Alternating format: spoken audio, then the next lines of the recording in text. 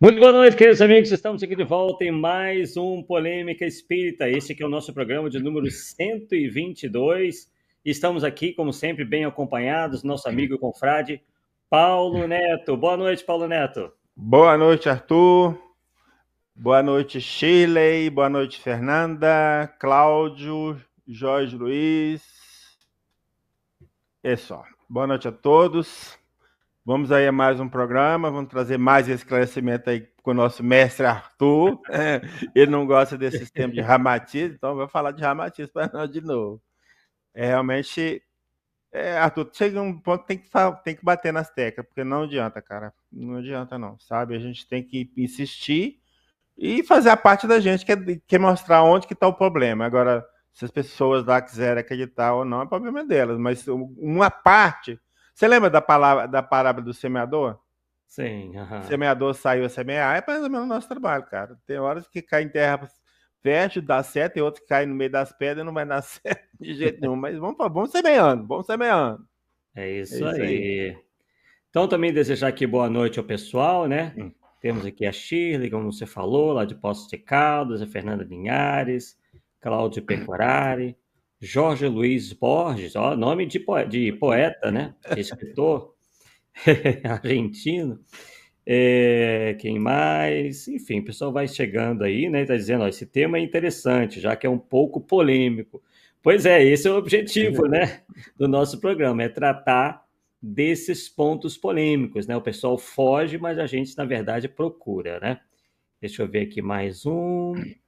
O Cláudio Pecoraro, o livro de Arthur é sobre o tal Ramatiz, é muito bom. Pois é, temos aí 2 livros a respeito. Bem, e nós aqui no Polêmica Espírita já temos tratado desse tema por algumas vezes, né? E toda vez eu cito a questão de eu, particularmente, depois desses anos todos de pesquisa, considerar que, na verdade, o Ramatiz pode nem existir. Quer dizer, como vocês, como eu vou procurar demonstrar para vocês neste nosso estudo da noite. Então vamos lá, temos aqui algumas imagens para apresentar para vocês, inclusive lá no meu canal, né? Eu já há algum tempo trato disso, né? O Arthur Azevedo, Difusão Espírita, e essa foi uma das capas, né?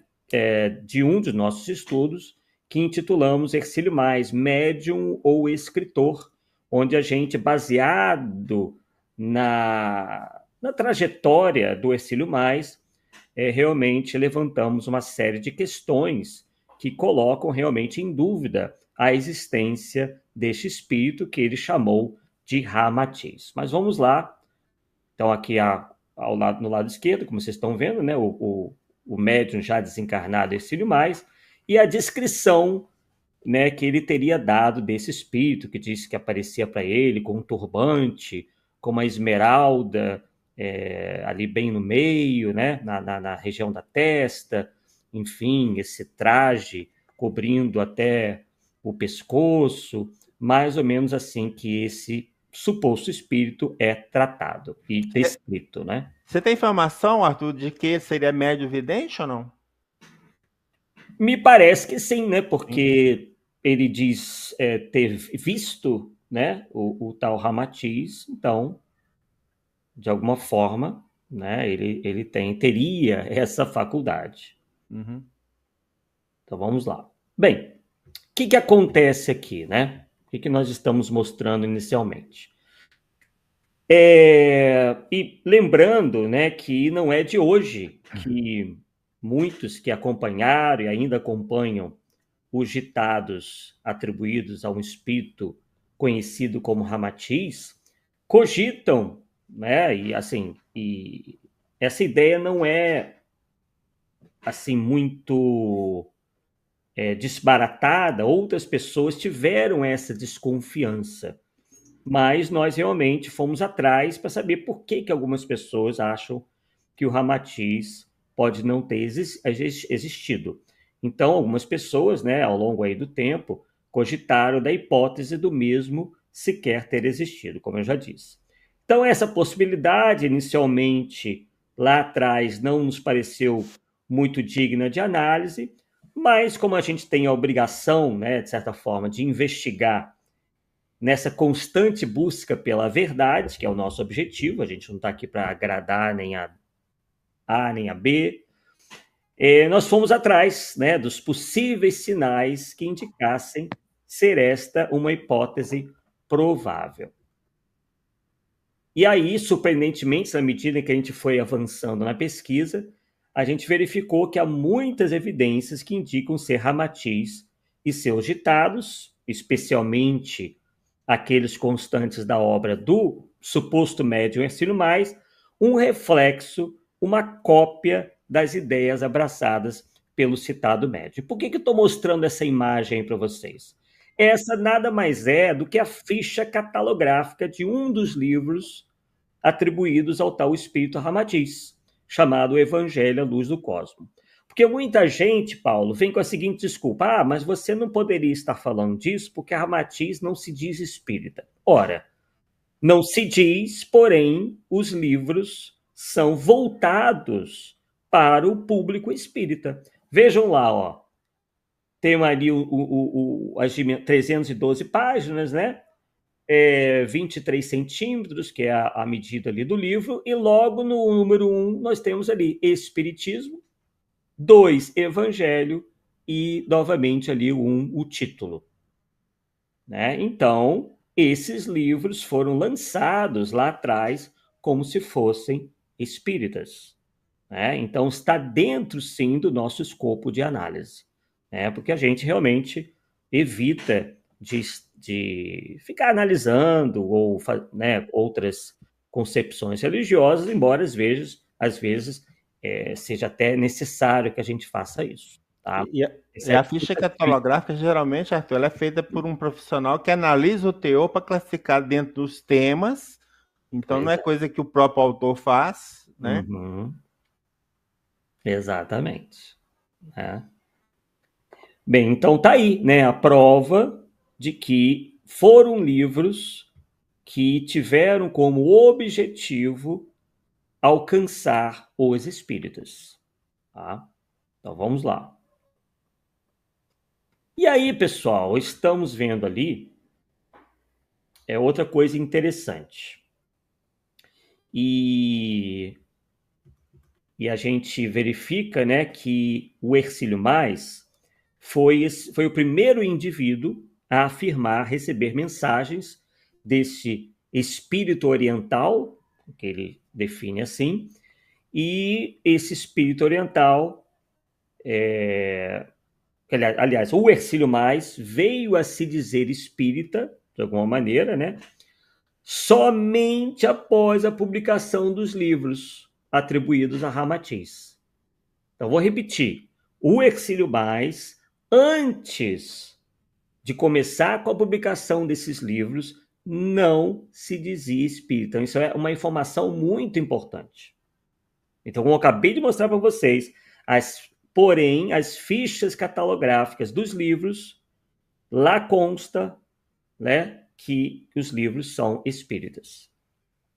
Antes disso, o Hercílio Mais afirmava que era adepto da teosofia, doutrina que mais adiante a gente vai verificar nesse estudo que possuirá todos os seus principais postulados defendidos nas obras atribuídas ao espírito Ramatiz.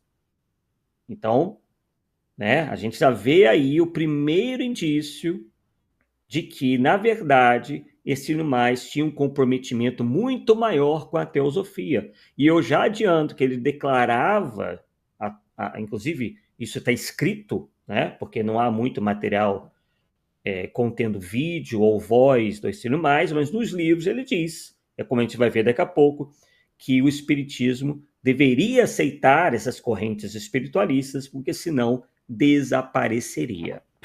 Né?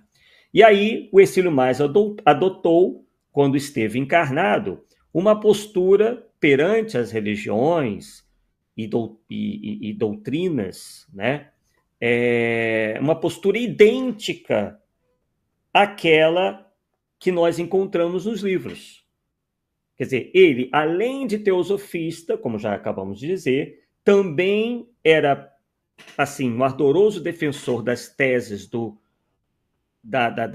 Rosa-Cruzes, né, o Rosa-Crucianismo, e depois tornando-se espírita, promovendo, então, uma miscelânea muito similar, né, podemos até dizer idêntica, a que o Ramatiz incentiva em seus livros a título de universalismo. É isso que nós estamos vendo ali agora. Ó. Então, é um livro, não sei se vai dar para vocês verem bem, chamado Universalismo de A a Z, que foi organizado com base nas publicações do Hercílio Mais. Né? Arthur, Sim. você chegou a fazer uma comparação ou prestou atenção se as editoras que publicaram os livros do Hercílio Mais têm o viés totalmente espírita ou espiritualista? Tem uma diferença aí, você sabe, né? No meio editorial. Por incrível que pareça, primeiro ele lançou os livros pela LBV. LBV? É. O primeiro livro, A Vida no Planeta Marte, Os Discos Voadores, foi lançado pela LBV. Uhum. E aí, na medida em que... Aliás, foi um dos primeiros livros, que na verdade o primeiro livro se chamava Conexão de Profecias, que depois veio a se tornar, eu vou mostrar para vocês, ele mudou de nome, né? Virou Mensagens do Astral. E aí, a Vida no Planeta Marte, Os Discos Voadores, passa a ser publicado pela LBV. Depois, ele decide publicar todos os livros por uma editora que não tem nada a ver com religião. Tá? Eram livros jurídicos, que era Freitas Bastos. Uhum. A Freitas Bastos vendia livros voltados para o mundo jurídico, né? Enfim, para advogados, juízes, né? Concursos, etc., na área jurídica. Isso aconteceu por muito tempo. Depois do desencarne do Hercílio Mais, então, uma editora chamada Editora do Pensamento, ou Editora do Conhecimento, alguma coisa assim, eu acho que é Editora do Conhecimento, decide, então, republicar e, enfim, faz uma série de alterações nas capas, até em alguns títulos eles fazem algumas alterações, né? Então, esse livro aí, ó, é justamente dessa editora, Editora do Conhecimento. Do conhecimento mesmo. Né? E essa obra foi organizada pelo Sidney Carvalho, ele já é desencarnado, mas ele passou aí boa parte da sua vida defendendo ardorosamente os ditados do Hercílio Mais e também o pensamento do suposto espírito Ramatiz.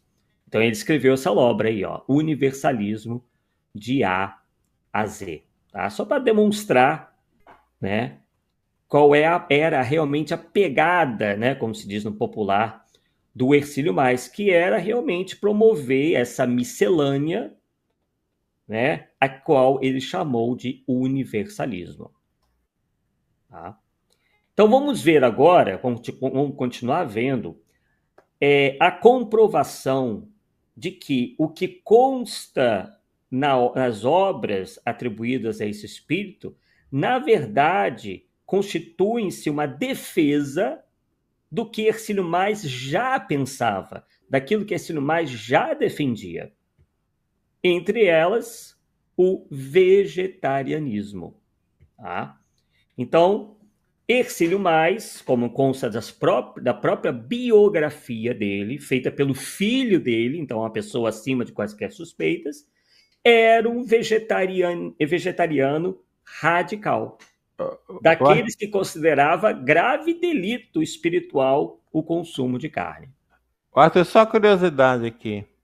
Eu abri a página aqui da editora Conhecimento, é isso mesmo, aquele emblema que você colocou no primeiro livro é dela mesmo, o logotipo dela. E só um detalhe interessante, que ele completou 3 anos do curso de medicina. Foi, interrompeu por razões de saúde. Foi. Vindo a formar-se posteriormente em Direito. Por isso que está na editora. Entendeu? Bem possível. Entendeu? Pode ter muito a ver realmente isso daí, né? E realmente, né? Ele teve uma vida bastante atribulada, né? Nos últimos anos ele caiu acamado, né? Realmente bastante doente, passou por problemas financeiros muito, muito grandes, enfim, né? Coisas que qualquer um de nós poderia passar. Então, o Hercílio Mais, como eu vim dizendo, ele era um vegetariano radical. E essa noção, essa defesa, né, apaixonada do vegetarianismo, foi igualmente repetida à exaustão em seus livros psicodatilografados, né? Porque ele dizia que não escrevia com caneta ou lápis, e sim junto a uma máquina de escrever, né? Então, tinha essa questão aí, né? Que, enfim, não seria, se é que existe esse tipo de mediunidade, não seria algo assim tão comum, né? E aí, o que a gente percebe, né? Que essa postura de vegetariano radical, na verdade, Hercílio Mais aprende de um dos autores teosóficos mais mencionados por ele nos rodapés dos livros, que é o Leadbeater, que daqui a pouco que eu vou mostrar para vocês, que também era um radical defensor do vegetarianismo, tá? Então aqui, né, tem essa capa aí feita por partidários, enfim, ou defensores da obra de Ramatiz, dizendo ali, ó, vegetarianismo, um empurrãozinho espiritual para quem pensa em adotar. E do lado direito nós temos o livro, que é todo ele em defesa do vegetarianismo, que é o Fisiologia da Alma, também escrito pelo Hercílio Mais, dizendo, né, estar ali recebendo as instruções do espírito. E aí, ó, temos a obra de Leadbeater, Vegetarianismo e Ocultismo, do Leadbeater, né? Esse teosofista. Consta ali, né? Esse livro está à venda na Amazon. Então diz ali, os autores apresentam os aspectos ocultos do vegetarianismo. Como o ocultismo considera o vegetarianismo? Por que a filosofia esotérica recomenda a prática do vegetarianismo?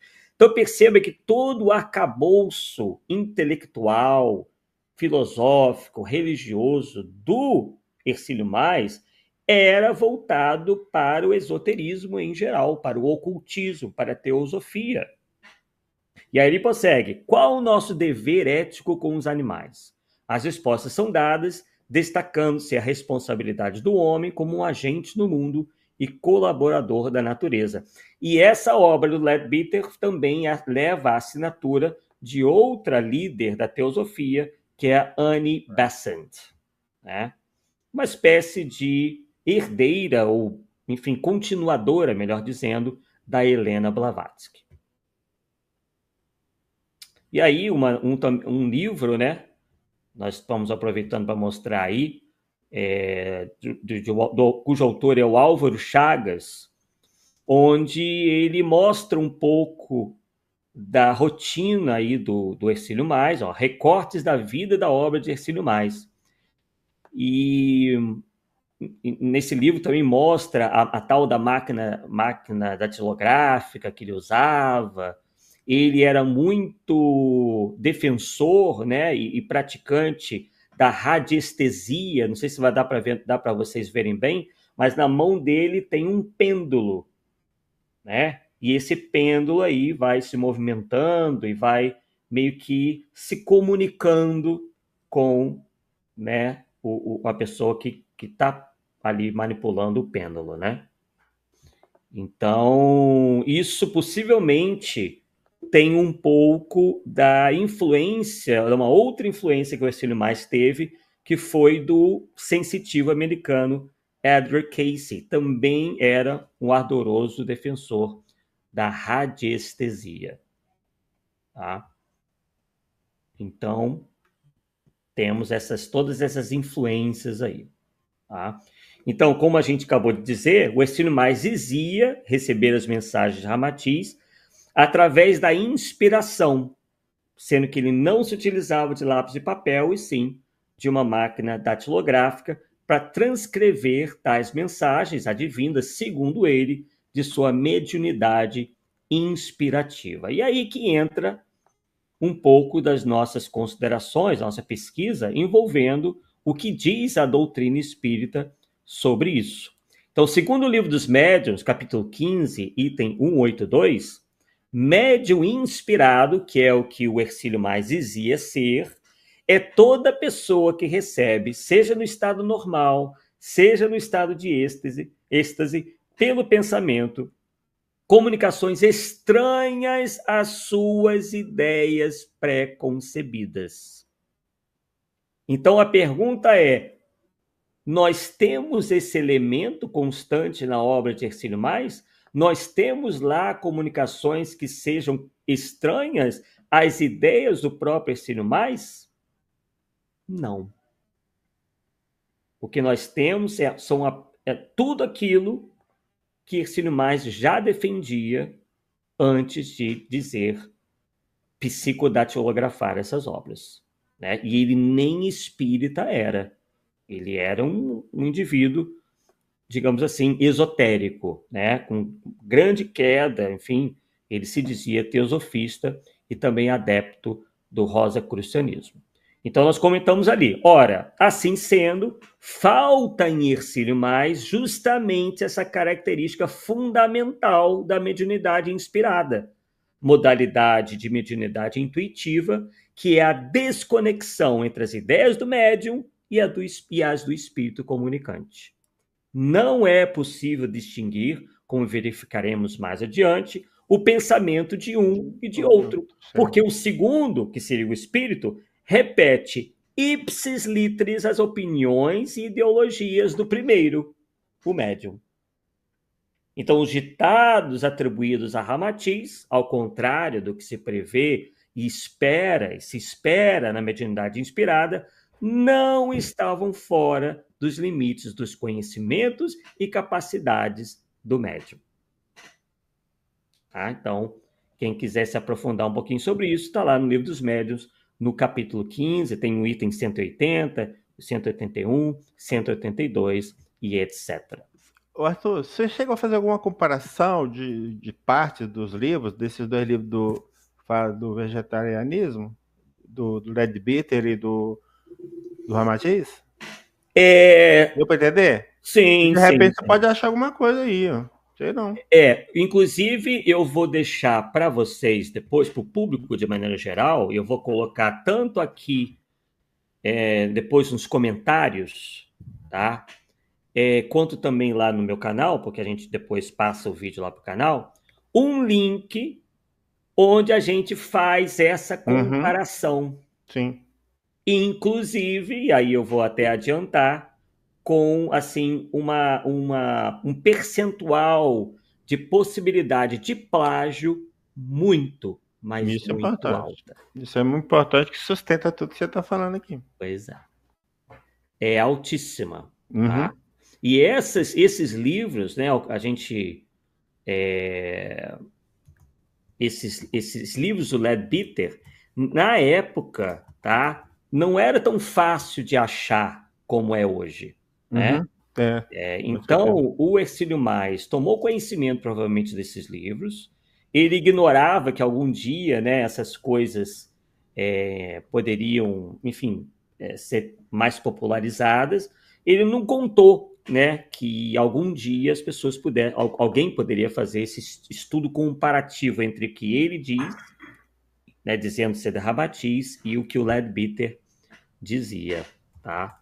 Então a gente fez isso sim. Só não vamos apresentar aqui porque o vídeo tem uma música, né? Então pode ser que dê algum problema aí para a Rai TV, a gente não está querendo isso, tá? Mas são 7 minutos de vídeo onde nós mostramos todas as incríveis semelhanças entre o que consta no livro de Ramatiz, né, e os livros do Leadbeater. Depois você fixa na parte coisa aí, esse link para apontar para lá.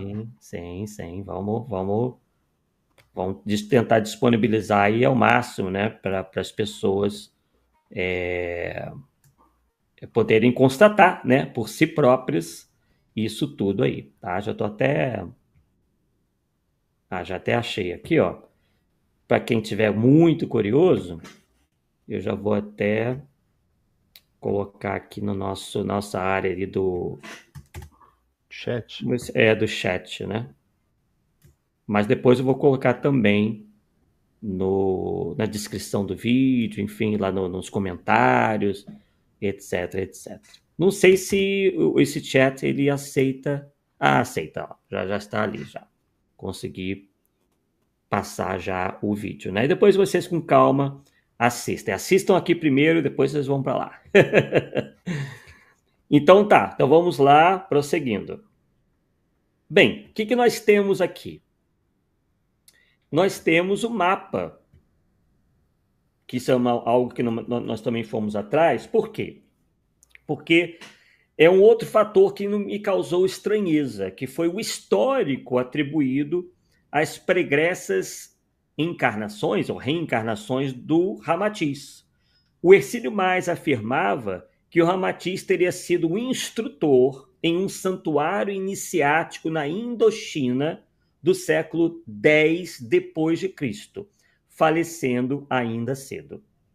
Então essa é a região da Indochina, né, que abrange países como Mianmar, Vietnã, Laos, a Tailândia, Camboja e a Malásia e também ali a Singapura, tá? Então essa é a região da Indochina. Então é uma região muito grande, né? Então você dizer que é da Indochina, na verdade você está abrangendo muitos países, né? Então isso pode ter sido meio que feito propositalmente para dificultar a qualquer pesquisa e a localização desse santuário aí que Ramatiz, do qual Ramatiz seria uma espécie de líder, tá? E aí também o Hercílio Mais diz que em vida no século IV, o Ramatiz teria participado dos acontecimentos narrados no poema hindu Ramayana. Eu vou mostrar aqui para vocês a capa do Ramayana, né? Claro, tem muitas capas, né? Um livro como esse é editado por muita gente, tá? Mas só para mostrar que o livro existe, essa é uma das capas, tá? E a gente foi atrás para saber né? Qual é a tradição que envolve esse livro Ramayana, né? Da literatura hindu. E verificamos, Paulo e queridos amigos aí, que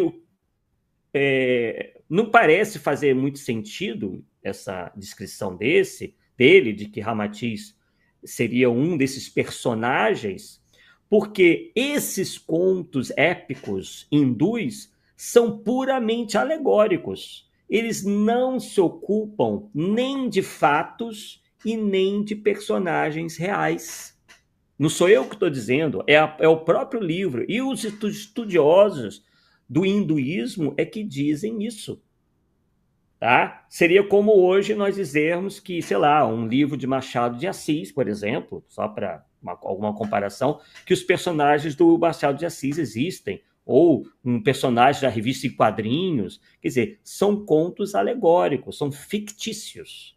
Tá? São poemas que, como era bem da prática dessas religiões antigas, né, elas sempre, obviamente, traziam alguns componentes de sabedoria, né, de ensinamento moral, né? Então, fora que não há qualquer registro histórico ou tradição que sequer mencione a existência de um suposto grupo iniciático fundado por um instrutor chamado Ramatiz, que seria mais ou menos como se escreveria Ramatiz naquela época, né? Rama traço TYS, né? Ramatiz. Quer dizer, nós não encontramos nenhum registro histórico disso daí, tá? Então, ao que parece, e é isso que a gente está procurando demonstrar, que Ramatiz nada mais seria do que o alter ego de Hercílio Mais. Quer dizer, o que quer dizer alter ego? Alter quer dizer outro, e ego, ou egos, vem eu, quer dizer eu. Então, o alter ego é o outro eu, de Hercílio Mais, né? Que para dar credibilidade e anonimato à autoria dos seus escritos, em dado momento, propositalmente ou não, mas eu acredito que não há como a pessoa não fazer isso, né, de maneira proposital, ele cria uma entidade espiritual ao qual delega sua representação. E agora, pessoal, nós vamos mostrar aqui para vocês, continuando aqui o nosso estudo, algumas das teses, né, que constam dessas obras do Hercílio Mais, barra Ramatiz, e a gente vai ver as notáveis semelhanças entre o que afirma o Hercílio Mais, barra Ramatiz, e os conceitos da teosofia, que era a doutrina abraçada pelo médium Hercílio Mais. Então, vamos lá. A primeira é essa tese da elevação do eixo da Terra. Então, que aliás, né, como estou dizendo ali, foi um dos carros-chefe dos livros de Hercílio Mais, barra Ramatiz, que praticamente nem é abordado em livros de outros médiuns daquele espírito. Por quê? Há pessoas que depois de Hercílio Mais, sabe-se lá por quê, e eu não vejo isso lá com bons olhos, começaram a navegar, a surfar nessa onda. Porque até meados da década de 90, os livros Ramatiz vendiam como água. Então, na minha concepção, muita gente quis surfar nisso daí e começou a dizer que também psicografava Ramatiz, porque era praticamente certo que iriam vender muito. Tá? Então, há outras pessoas que dizem receber Ramatiz, mas eu vejo isso daí com grande desconfiança. Tá? Então, essa tese da elevação do eixo da Terra não é repetida por esses outros médiuns. Por quê? Porque eles viram que isso aí era uma furada, que isso não ia acontecer. Alguns até começaram a publicar depois do ano 2000, e aí, obviamente, eles não vão bater numa tese que já se mostrou completamente errônea, né? Mas, de qualquer forma, então, como estou dizendo ali, ó, é a tese de que a Terra sofreria uma elevação no seu eixo, causando uma série de calamidades e transformações nas condições de vida na Terra. Tal teoria não é nova.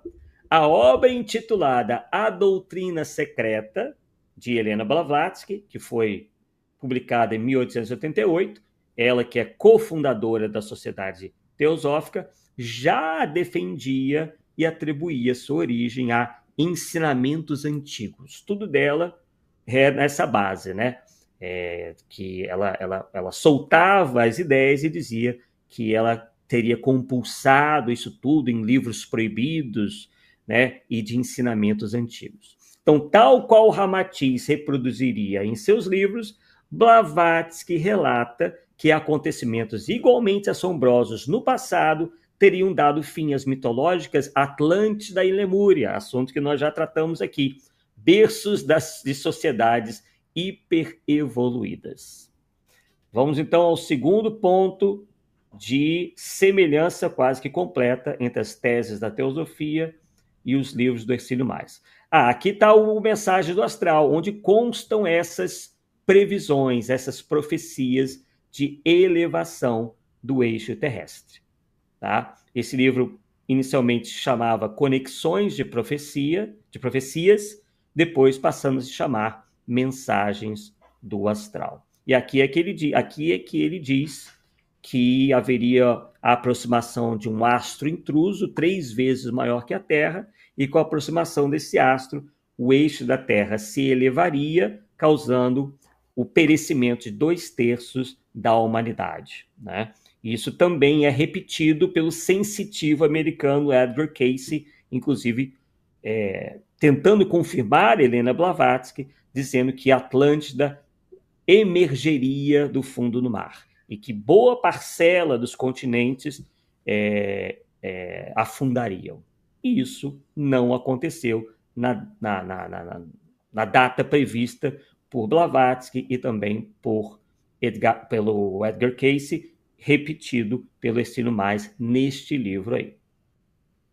Vamos continuar. Outra tese, né, que ele importou da teosofia, a de que Jesus e Cristo seriam entidades distintas. Olha aí, Paulo, você que é um estudioso aí da Bíblia, né, da sua parte histórica, né? Então, qual era a ideia da Blavatsky, né? Então, vamos ler ali. A afirmação de Ramatiz, inteiramente contrária ao que ensina a doutrina espírita, de que Jesus for um médium de Cristo, não é nova. Novamente verificamos que é no teosofismo que originalmente encontramos a defesa dessa tese. O teosofismo afirma que Jesus e Cristo são pessoas distintas e que Cristo usou o corpo de Jesus quando este abandonou o seu corpo. Então, meio confuso, né? Então, na verdade, isso tudo tira o mérito de Jesus, que na verdade Jesus era apenas um médium dessa outra entidade chamado Cristo. Só que tem um problema que a palavra Cristo, né, dentro da conotação hebraica, significa Messias. Ou seja, Jesus o Messias. Não tem nada a ver com ser uma entidade, seria um adjetivo, uma qualificação de Jesus. Uhum. Não tem nada a ver, entendeu? Uhum. Inclusive, a gente vê muito, as pessoas falam Jesus Cristo, né? Tecnicamente está errado, né? Então, exatamente. Jesus, o Cristo, sim. Uhum. Né? Exatamente. Perfeito. Né? Na verdade, né, quer dizer, ungido, não é isso? Né? Messias, ungido, mesma coisa. Sim, sim. Perfeito. Então não tem nada a ver nem com a tradição cristã isso daí, né? Bem, então vamos lá, vamos continuar. Vocábulos utilizados na teosofia. Então, todos os termos consagrados pela teosofia estão presentes nas obras de Ramatiz, em detrimento dos termos espíritas. Ora, então nós temos ali uma contradição, uma incoerência. Se eles apresentam os livros como sendo espíritas e não se utilizam da terminologia espírita, mais um indício de que não poderiam ser apresentados como espíritas, né? Comprovando aí a intrínseca relação do médium com a teosofia e não com o espiritismo. Alguns desses termos são chakra, karma, corpo astral, plano astral, miasmas astralinos, etc. O mesmo ocorre com relação a algumas concepções relativas à criação, como o Manvantara, que, segundo o hinduísmo, é o período de tempo do ciclo de existência dos planetas em que ocorre a atividade que dura, segundo o cômputo dos Brahmanes, 4 bilhões e 320 milhões de anos. E o ciclo de Brahma, isso tudo está no livro dos Ramatiz, né? Mencionados e descritos no livro Mensagens do Astral, que eu mostrei para vocês, e em outras atribuídas a Ramatiz, escritas por Hercílio Mais. Então, uma repetição sistemática daquilo que se estuda na teosofia. Então, mais aí, né, elementos que mostram que Hercílio Mais era um propagandista da teosofia, querendo incutir essas ideias, querendo disseminar essas ideias no movimento espírita. A bibliografia indicada nos livros do Hercílio Mais, né, nessa bibliografia, como eu digo ali, é comum verificarmos nos rodapés dos livros de Hercílio Mais / Ramatiz menções e estímulo à leitura de livros teosóficos, como os de Charles Leadbeater, que eu já mencionei aqui, e a Annie Besant, que eu também já mencionei aqui. Vemos aí, mais uma vez confirmada, a ligação entre o médium e as ideias teosóficas, reproduzidas em suas obras e atribuídas a um espírito de nome Ramatiz. Então vamos conhecer um pouquinho três pessoas importantes aqui. Do lado esquerdo, a gente está vendo o Walcott. O Walcott, esse barbudo, né, com a barba mais branca, mais longa, ele era o braço direito da Helena Blavatsky. Tá? Ele é o companheiro inseparável, embora não fossem casados, se diziam amigos e tudo, mas ele estava sempre ali junto a ela. Aqui no meio, a Annie Besant, né, já numa idade mais avançada, e do lado direito, o Leadbeater. Tá? Então, só para vocês aí conhecerem essas figuras. Tá? Mais um pouquinho dos dois, a Annie Besant já mais nova, mais jovem ali, né? E outra foto do Leadbeater, né? Vamos lá. Outra questão, né, que a gente vê muito nos livros do Hercílio Mais, a chamada superioridade oriental. Também está presente nas obras de Hercílio Mais / Ramatiz uma constante alusão a uma pretensa superioridade das doutrinas orientais e de seus adeptos e representantes, tal qual nas obras teosóficas. Ramatiz, da mesma maneira, chega a afirmar que o espiritismo desaparecerá caso não sorva os inesgotáveis ensinamentos dos movimentos orientalistas.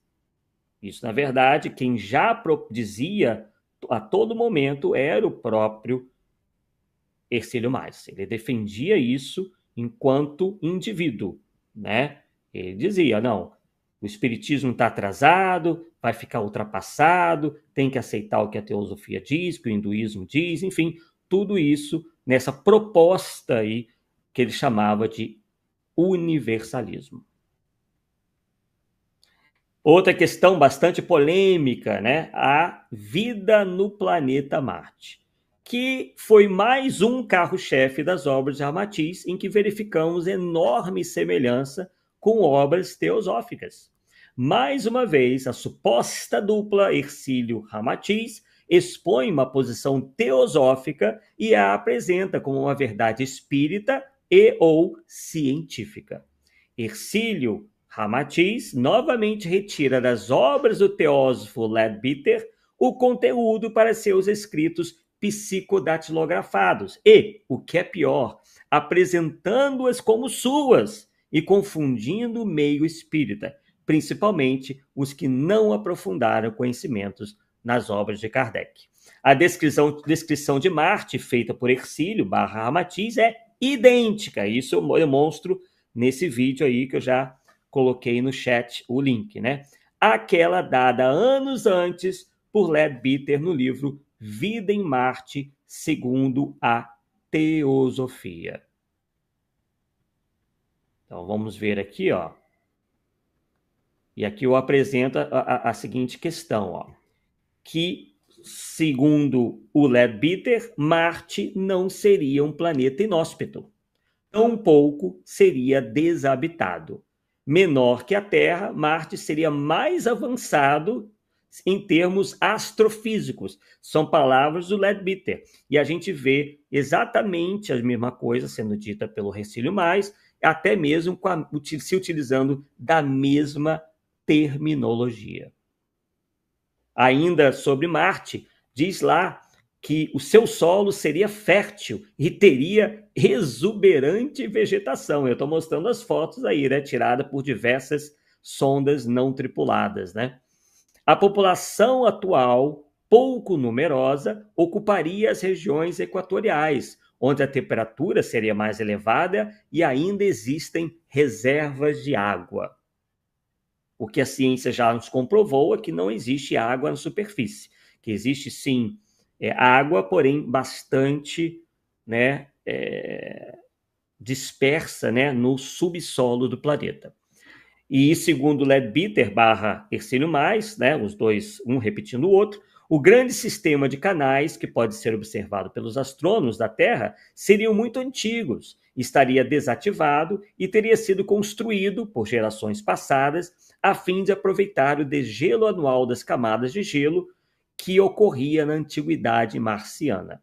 Os canais ativos, segundo Leadbeater e Hercílio / Ramatiz, atualmente não são visíveis para os telescópios terrenos. Eventualmente, um cinturão verde poderia ser visto ao longo da área habitada na estação em que a água flui pelos dutos. Isso, obviamente, contraria todas as observações, né, até hoje feitas do planeta Marte. Nada sequer parecido foi constatado até hoje, né? Então, sim. Arthur, mas você está falando de habitação de Marte, está falando de água, então dá essa ideia de que são seres que precisam de água só para viver. Então seria, vamos dizer, seres mais materiais do que espirituais, para falar assim, não, isso está numa outra dimensão, sei lá. O que estão falando que existe lá, entende? Sim. Não, eles. Então, é muito próximo de nós mesmo, vamos dizer assim, né? É isso que Exatamente. eu tô querendo dizer. Exatamente. Tanto é que eles chegam a afirmar que, com o desenvolvimento da ótica, né, dos telescópios, isso Uhum. tudo ia ser confirmado pela ciência. Aí piorou ainda. Né? Tá no livro Vida no Planeta Marte e os Discos Voadores. Então, eles não estão falando nada, né, de vida espiritual, ou seja Tá. lá. Isso é importante porque, né, pode Em, argumentar em cima disso. Eles sempre vêm com essa, mas é uma interpretação forçada e que contraria o que consta do próprio livro, né? Nós vemos aqui que tem até uma visitante nossa que frequentou lá, né? Ela está dizendo aqui que frequentou uma casa ramatizista. Ela possivelmente vai confirmar isso que eu estou dizendo, né? Porque eles, quando se veem defrontados com problemáticas como essa, eles começam a afirmar coisas que não estão no livro, coisas que não foram ditas pelo Hercílio Barra Ramatiz. Então tá aí, ó. Seu solo seria fértil, aquela coisa, boto mais uma fotinho de Marte, né? Para verificar. E esses canais, né? Uma determinada. Lá no início do século. No final do século XIX, início do século XX, quem disse que havia canais artificiais em Marte foi o Schiaparelli. E essa opinião do Schiaparelli, que era um astrônomo, acabou se espalhando como verdade científica, né? Então eles surfaram nessa onda do Schiaparelli, passando a dizer que os canais eram realmente construídos por marcianos. E depois, com o desenvolvimento da ciência, se verificou que são canais naturais, né? Possivelmente que remontam aí a milhões de anos, que já estão secos aí há milhões de anos, né? E que realmente Marte, possivelmente em algum momento, milhões de anos atrás, pode ter sim abrigado, pode ter sim abrigado água na superfície. Tá? É o que diz a ciência hoje. Prosseguindo, a vida em Marte dependeria dessa estação, tal como o Egito dependeu no passado e ainda hoje das enchentes do Nilo. Isso que é o Leadbeater dizendo. Esta parte do planeta possuiria florestas e campos cultivados que somente podem ser debilmente visualizados pelos terráqueos, quando a posição de Marte se torna relativamente mais próxima da Terra. Leadbeater afirma ainda que em Marte o Sol parece ter a metade do tamanho que tem quando visto da Terra. Apesar disso, na porção habitada do planeta, o clima seria agradável, com temperaturas diurnas em torno de 70 graus Fahrenheit, que corresponderia a 33 graus centígrados, e noites frias. Nos céus de Marte, quase nunca há nuvens. Também seriam raríssimas as chuvas ou precipitação de neve. Não tem nada disso. As variações climáticas praticamente não existiriam. Tudo isso é repetido, inclusive todos esses erros, né, são repetidos quase que ipsis literis na obra de Hercílio Mais, que, não me resta dúvida, copiou tudo isso, né, da obra de Leadbeater. Ponto número 3. Hercílio Mais simplesmente, como eu já adiantei, né, repete as informações de Leadbeater na obra Vida no Planeta Marte e os Discos Voadores e afirma que a aparência dos marcianos não seria muito diferente da nossa, a não ser pela estatura. Os mais altos chegariam a 1,65 de altura e teriam a caixa torácica muito desenvolvida. Toda a população marciana seria constituída de uma só raça, sem grandes diferenças aparentes, exceto, como entre nós, o fato de alguns serem louros e outros morenos. Alguns possuem a pele amarelada e os cabelos negros. A maioria, porém, tem cabelos louros e olhos de tonalidade azul ou violeta. Suas roupas seriam coloridas e brilhantes, e ambos os sexos trajam vestimentas semelhantes, túnicas longas feitas de material leve. Geralmente andam descalços, mas ocasionalmente usam sandálias metálicas fixadas por tiras na altura dos tornozelos. Então, coloquei só por curiosidade, né? Que é praticamente uma repetição do que a gente vê nos livros de ficção científica daquela época, né? Quando se começou a aventar como é que seria a vida em outros planetas. Né? Então, a imaginação humana aí sempre atuando. Tá? Então, tá aí, ó, o trecho que a gente acabou de ler aí. Prosseguindo. Então, tal qual lemos na obra de Leadbeater, Hercílio Mais afirma que os marcianos apreciam as flores que existiriam em grande variedade no planeta. Que flores, né? As cidades seriam planejadas nos moldes de um jardim. Suas casas, estruturadas de modos padronizados, seriam cercadas de canteiros floridos e possuiriam paredes transparentes e coloridas, feitas de material semelhante ao vidro, que permitiriam a visão das flores no exterior, embora, do lado de fora, não se possa ver o que acontece dentro das residências. As portas seriam feitas de metal. Uma única língua seria falada em todo o planeta. Então, eu estou mostrando isso para vocês porque é o que a gente também vai encontrar nas obras Hercílio Mais. E aqui está, assim como Hercílio Mais e Barra Ramatiz afirmam na obra Vida no Planeta Marte os Discos Voadores, Leadbeater disse ter obtido suas informações com visitas ao local, feitas espiritualmente. Então ele atribui essa visão de Marte à sua clarividência. É o termo exato que ele se utiliza. Tá? Então, como coloco ali, em nosso ponto de vista, uma afirmação feita com um fito de passar credibilidade. Então, aí está a capa do livro em inglês, né? Em português é A Vida Interna ou A Vida Interior, né? Do Charles Leadbeater, que é o mesmo autor do livro Os Chakras. E aqui o livro do Hercílio Mais, Barra Ramatiz, A Vida no Planeta Marte. Inicialmente ele teve o título de A Vida no Planeta Marte e os Discos Voadores, depois eles tiraram os discos voadores e agora eles voltaram com os discos voadores novamente. Aqui você não está passando os slides. Vou passar aqui. Tá aqui, ó. É que está muito pequeno para eu enxergar. Tá aí, ó. Essa é a vida interna ou a vida interior do Charles Leadbeater. E aqui o livro Vida no Planeta Marte e os Discos Voadores. Tá? Então, o que a gente pode ver, né? Que esse carro-chefe das obras de Ramatiz, em que a gente verifica, né, como eu mostrei para vocês, essa enorme semelhança, né, realmente demonstra que o Hercílio Mais bebia da fonte aí das obras do Leadbeater, né, esse teosofista. Tá? E aí, antes a gente ir para nossas conclusões, eu vou ler aqui para vocês. Vou até tirar esse... Aqui já acabou. Vou tirar esse slide. Tá?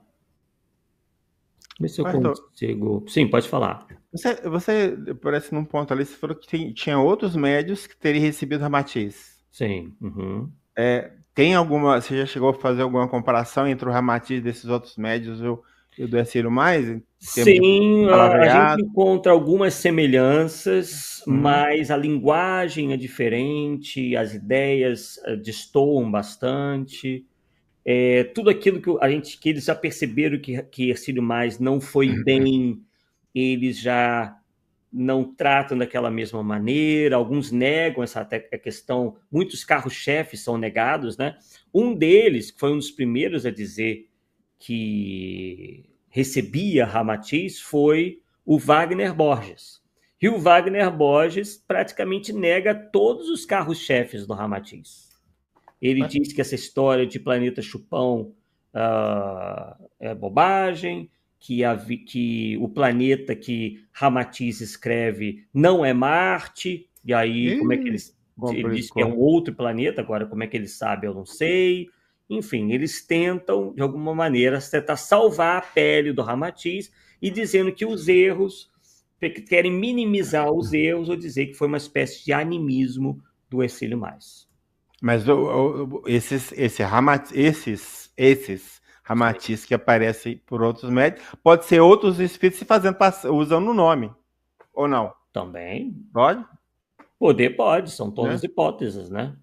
Ou também pessoas, né, escrevendo de próprio punho, dizendo também, fazendo a mesma coisa. O mesmo estilo do Hercílio Mais. Mas, de qualquer forma, fica complicado, né?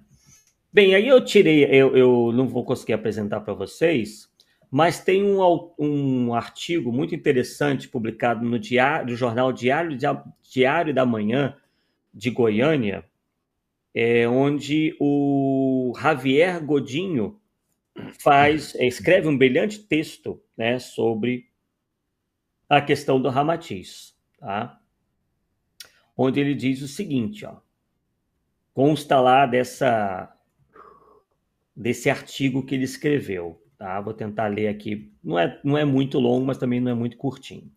Então diz o seguinte: gentil leitor, contou-nos um dia desses, que aprecia muito as obras de Ramatiz, pedindo-nos que escrevêssemos alguma coisa sobre esse autor espírita, ele coloca entre aspas. Respondemos-lhe que Ramatiz não era espírita, isto é, seguidor da doutrina espírita, codificada por Allan Kardec, mas espiritualista, adepto do espiritualismo, segundo o dicionário Doutrina Filosófica, que tem por base a existência de Deus, da alma, e o que é bem mais amplo e diferente em muitos aspectos. Ele aqui diferencia espírita de espiritualista.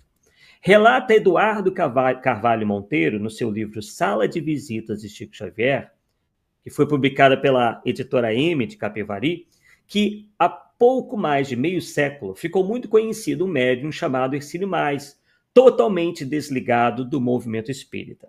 Ele começou com algumas mensagens, recebidas sempre sozinho em sua residência, e atribuídas a um espírito oriental que se apresentava como Ramatiz.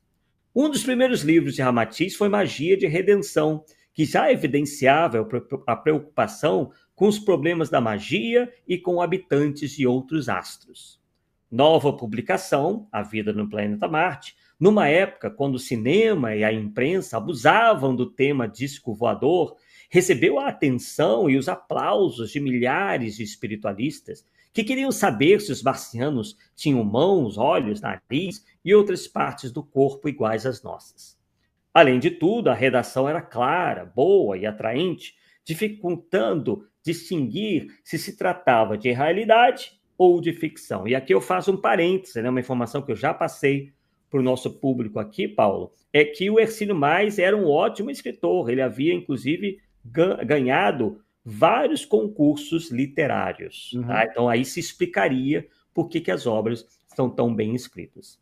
Os livros de Ramatiz vendiam muito e lotaram as prateleiras de livrarias e bibliotecas de muitos centros e até de federações espíritas. Baseados neles, para alguns, Kardec estava superado, ultrapassado por um indiano realmente moderno e de muito maior visão do universo. Herculano Pires, sociólogo e jornalista, que brindou seus leitores com numerosas obras sérias e de indiscutível valor científico, mantinha no Diário de São Paulo uma coluna com o pseudônimo de Irmão Saulo, muito lida e discutida por espíritas e não espíritas. Lá, reconhecendo o mérito intelectual de Ramatiz, reconheceu igualmente a inconveniência de suas ideias exóticas. O Herculano Pires, ele já não pensava como eu, né? Ele achava que realmente existia o Ramatiz, que era realmente uma entidade espiritual. Então, palavras textuais de Herculano Pires. Dizia ele, né? Disse ele: perigoso não é o expositor ou autor que só diz tolices, vazadas em linguagem obscura, pobre, cheias de erros gramaticais e ideias pueris. Perigoso, sim, é o que expõe certo número de noções exatas, que usa argumentação brilhante, mas introduz de permeio ideias erradas e perigosas. Assim, tais ideias têm grande probabilidade de aceitação. é o que acontece com Ramatiz. Fecha aspas para o Herculano Pires. O filósofo Voltaire, com outras palavras, já havia dito a mesma coisa. Mais perigosa do que uma mentira pode ser uma meia-verdade. E aí o Godinho, né, que fez esse artigo para o Diário da Manhã, faz aí uma citação à nossa obra, né? Então ele diz o seguinte: Arthur Felipe Ferreira, autor de Ramatiz Sábio e Pseudo-Sábio, que analisou os conceitos de Ramatiz sobre magia, a vida em Marte, ideias espiritualistas orientais, gênese planetária e mediunidade, não deixou por menos e o classificou de pseudo-sábio. Vai daí que Ramatiz lançou Os Tempos São Chegados, anunciando o fim do mundo para o apagar do século XX. Isso aconteceria porque um astro saneador, que os astrônomos não percebiam, já estaria se aproximando da Terra, cujo eixo inverteria com seu magnetismo irresistível e de onde arrastaria os espíritos de 2/3 da humanidade, na mais terrível das hecatombes. Esse corpo celeste apocalíptico foi chamado, dentre outros nomes, de Guina ou Planeta Monstro e Planeta Chupão, aterrorizando milhares de pessoas nos 5 continentes e, sobretudo, espiritualistas no Brasil. Aduz Eduardo Carvalho Monteiro que, como não poderia deixar de acontecer, até Francisco Cândido Xavier viu-se enredado em torno da polêmica formada, mas Emmanuel, por seu intermédio, soube sair bem do imbróglio, sem ferir o médium, Hercílio Mais, o espírito, Ramatiz ou seus admiradores. Chico, como sempre, sem perder a humildade, ensina, esclarece e dá-nos uma lição de respeito ao trabalho de outros médiuns. Entrevistado sobre tema tão delicado, Chico respondeu às perguntas da revista Aliança para o Terceiro Milênio, de cunho espiritualista, edição de janeiro de 1956, que circulou em São Paulo até 1960. E aí ele cita alguns trechos, né, desse comentário aí, onde realmente o Chico Xavier / Emmanuel procura sair pela tangente, não dando muita credibilidade a essas previsões todas. E aí o Godinho finaliza dizendo: é o tempo implacável restabelecedor da verdade. Novamente, é o tempo implacável restabelecedor da verdade. Sem planeta monstro, amanheceu radiante e belo o dia 1º de janeiro de 2000, novo século e novo milênio.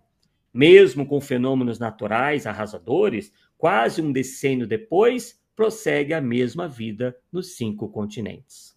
O médium Hercílio Mais retornou ao plano espiritual e não se teve mais notícias de Ramatiz, cujos livros desceram das prateleiras e raramente são encontrados. No Evangelho de Mateus está escrito há 2000 anos, e aí ele termina dizendo: guardai-vos dos falsos profetas. Então, tá aí, né? E a gente então conclui da seguinte maneira. Então, a gente, o que a gente pode dizer, né? Que, obviamente, cada pessoa vai tirar suas próprias conclusões, sendo que a gente apresenta essa tese tendo em vista as enormes e evidentes semelhanças entre as ideias teosóficas, particularmente as contidas nas obras de Leadbeater, mas também as de Blavatsky, e os conceitos e informações contidas nas obras cuja autoria é atribuída ao espírito Ramatiz. E aí cabe notar também que boa parte de tais ideias não são repetidas em livros, respondendo, né, ao que a gente estava comentando ainda há pouco, em livros psicografados por outros médiuns de Ramatiz, que inclusive já fizeram análises atribuindo tais discrepâncias a uma suposta interferência anímica de Hercílio Mais. Então, portanto, ao que parece, não é possível saber ao certo a quem pertence a autoria dos livros de Hercílio Mais. Se é o médium, que teria passado para o papel, coincidentemente ou não, opiniões suas advindas da leitura de obras teosóficas, ou se é o espírito, que de qualquer forma teria feito o mesmo, atribuindo a si toda a autoria. Então, o que a gente está dizendo? A gente está dizendo que, de qualquer forma, houve cópia. Mesmo Ramatiz tendo existido, o que nós temos lá é repetição ideias, de teses que já haviam sido propagadas pela teosofia. Então, poderíamos, inclusive, chegar ao ponto de duvidar que realmente exista um espírito chamado Ramatiz, já que não há qualquer traço indicativo, que a gente mostrou ainda há pouco, ou registro histórico que aponte que o mesmo tenha alguma vez passado pela Terra. E aí a gente conclui dizendo: creio estar na hora de não perdermos mais tempo com suposições e teorias que em nada acrescentam ao Espiritismo. Pelo contrário, tais teorias meramente individuais e personalistas, advindas de certos espíritos e médiuns que contrariam a codificação espírita e que não respeitam o princípio da concordância, só promovem a confusão e lançam o Espiritismo ao ridículo, tornando-o alvo fácil das investidas de seus inimigos ocultos e declarados. Então, não fosse pelo esforço de alguns verdadeiros apóstolos do Espiritismo no passado a alertar para os perigos de se aceitar tudo que venha do mundo espiritual, com certeza teríamos um movimento espírita ainda mais afastado das suas bases e envolto em um emaranhado de distorções e desvios. Trabalhemos, pois, para que o Espiritismo passe a ser melhor compreendido, começando de nós mesmos com a tarefa que temos de sermos divulgadores fiéis e responsáveis. Então, assim a gente conclui, esse nosso estudo que nós intitulamos Ramatiz pode nem existir. Paulo, seus comentários, alguma pergunta, enfim, considerações. O grande problema que a gente percebe no movimento é que a falta de um profundo conhecimento doutrinário deixa a grande parte das pessoas à mercê de certas ilações que aparecem por aí. E aí vem aquela velha cantinela, temos que estudar, entendeu? Porque só entendendo bem Kardec que a gente pode ver uma obra, ler uma obra e perceber que ali tem coisas duvidosas. Nós não podemos afirmar que nem que sim, muitas vezes, nem que sim, nem que não, tá certo?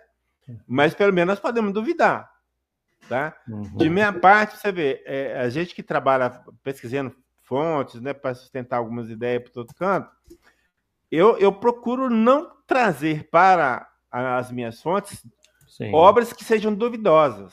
Oi. Porque eu trazendo uma obra duvidosa, eu jogo meu trabalho no chão.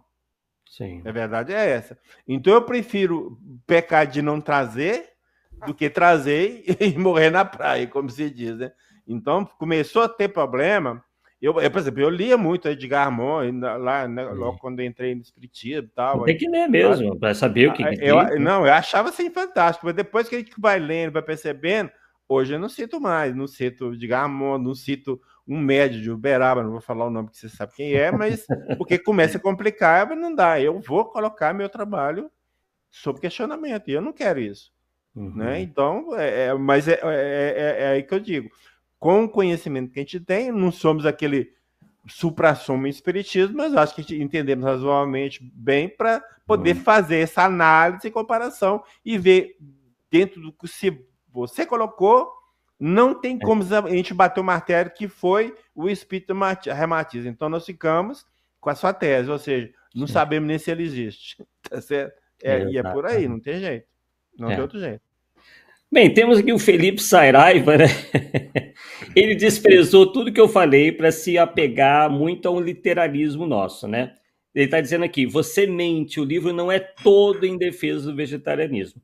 Claro, meu amigo, a gente sabe que ele realmente trata de outros assuntos, mas o livro representa para todos os vegetarianos espiritualistas uma defesa intransigente do vegetarianismo. Tanto é que quando a gente, por exemplo, coloca Fisiologia da Alma, vai aparecer na sinopse o seguinte, obra mediúnica ditada pelo espírito Ramatiz ao médium Exílio Mais. E aí consta o seguinte, extraordinárias revelações de Ramatiz sobre os efeitos nocivos causados aos espíritos que, na vida humana, foram viciados no fumo, álcool e alimentação carnívora. Quer dizer, o livro, boa parte dele, né, vai falar dos males da alimentação carnívora vai misturar isso, que nós até achamos perigosíssimo. Porque o que acontece? Eu tentei até aliviar, mas o comentário dele agora vai fazer com que eu não alivie. Pelo seguinte, Paulo se chega, de certa maneira, a colocar a alimentação carnívora no mesmo patamar do fumo e do álcool. Que isso? Pois é, viu? A gente tentou aliviar, mas vem um cidadão aqui desinformado, como todos os ramatizistas que defendem coisas que, né, como ele não consegue defender, então eles vêm com essas, né? Então, ó, é o próprio sinopse que está dizendo ali, e eu constatei isso. Ele coloca no mesmo patamar ser viciado em fumo e álcool e se alimentar da carne dos E como é que eu ia ficar? O meu cardiologista falou assim, Paulo, você tem que comer carne bovina 3 vezes por semana no mínimo. Como é que ia ficar? Pois é. E eu até falo com as pessoas, não, agora não vou comer carne. Eu acho, e achismo mesmo, que não se pode fazer isso. Você tem que ter um profissional te acompanhando. Porque aquela carne que você tira, você tem que as proteínas que tem na carne, tem que substituir por alguma outra coisa. Se você simplesmente tira e não substitui, pode te trazer sérios problemas de saúde. É o que eu penso. Sem dúvida. Pode não ser verdade, mas o que eu penso é isso. Então não é assim, vão abandonar a carne, não. Tá? E eu, até mesmo assim, dentro da ideia que a gente tem, e que gradativamente a humanidade vai deixar de comer carne de animais. Sim. Mas é um processo lento, lento. O que a gente tem visto, inclusive, Arthur, você pode ter percebido, e outras pessoas também, é que crianças bem precoces já não estão querendo comer carne mais.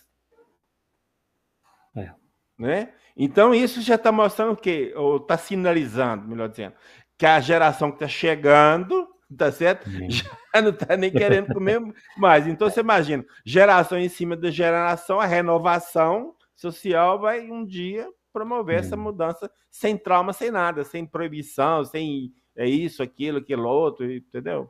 Exatamente. E aí, na sinopse diz, ó, como eu falei, né? Foram extraordinárias revelações Ramati sobre os efeitos nocivos causados aos espíritos que na vida humana foram viciados. Olha lá, ó, como ele coloca no mesmo patamar, ó. Fumo, álcool e alimentação carnívora. Então ele diz que a alimentação carnívora é uma viciação, enquanto que nós sabemos muito bem que é uma herança ancestral, né? Sendo que nós descendemos, né, de homens que, inclusive, a ciência comprova que foi justamente o consumo da carne que fez com que o nosso cérebro, por exemplo, se tornasse maior e que desse possibilidade para o desenvolvimento da própria inteligência humana, né? Então, aí a sinopse termina da seguinte maneira: capítulos interessantes sobre o vegetarianismo. Então, veja que o foco maior do livro Fisiologia da Alma é o vegetarianismo, né? Hipnotismo, mas também fala de hipnotismo, homeopatia, ação kármica, iniciação yoga, prece, os passes magnéticos e outros fenômenos ou elementos que influem no perispírito, tá? Então, nós obviamente, sempre o tema, ao longo da obra, a gente vê alguns capítulos mais dedicados ao vegetarianismo e outros em que o vegetarianismo é citado, porém de uma maneira mais apenas para enriquecer as outras temáticas do livro. Deixa eu ver aqui quem mais, né? Maria Virgínia Gomes, estou passando aqui o olhar, né, sobre o pessoal. Ela dizendo que foi frequentadora da Sociedade Espírita Ramatiz, casa muito boa. E a Fernanda até já respondeu por mim aqui muito bem, ó. Dizendo que as obras são problemáticas e ninguém está dizendo que a casa é ou não séria, né? Nós não estamos aqui julgando a seriedade ou a boa intenção dessas pessoas. Agora, temos com elas, essas pessoas, uma grande discordância no que tange a aceitar essas obras como sendo sérias, como sendo realmente calcadas na verdade. Fernanda Linhares dizendo, estou mais que convencido que Ramatiz não existe. Pois é. Realmente os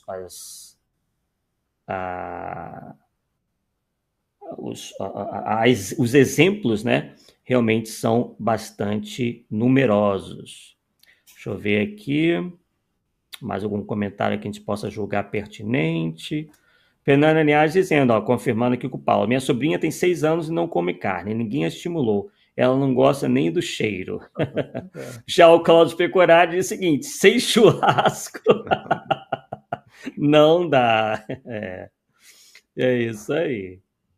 Então, pessoal, então chegamos aí ao final do nosso estudo de hoje. Espero que, né, tenha sido aí enriquecedor para o conhecimento de todos. Obviamente, a gente não tem como obrigar ninguém a pensar como nós, mas foi o resultado dessa pesquisa que a gente fez aí ao longo de muito tempo, né, que se encontra consubstanciada em 2 livros, Ramatiz Sábio sobre o Sábio e o Espiritismo versus Ramatismo, né? E aos poucos a gente vai colhendo uma coisa ali, colhendo uma coisa aqui e, né, sem, obviamente, tentando buscar uma neutralidade possível, né?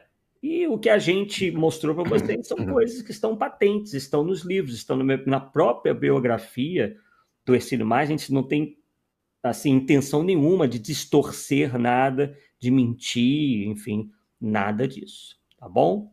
E eu vou deixar, então, nos comentários o link, né, daquele vídeo ao qual eu me referi, onde a gente mostra, né, que o médium de Ramatiz tirou tudo da teosofia, configurando aí uma situação que a gente poderia se dizer que, em alguns momentos, é de plágio, né? Então, isso é muito, muito sério.